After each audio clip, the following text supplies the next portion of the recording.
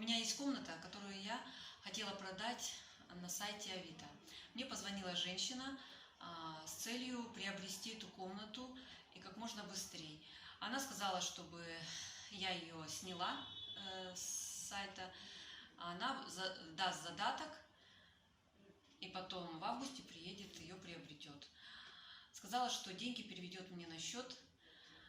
Вот. Ну, чтобы были деньги проведены через мои счета, то нужно взять чек. Она сказала, чтобы я подошла к банкомату, следовала инструкции, сняла деньги и предоставила потом у нотариуса чек о том, что оплатила она мне начальную сумму.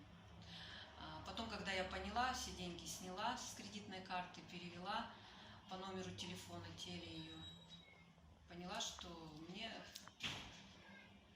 делали ущерб.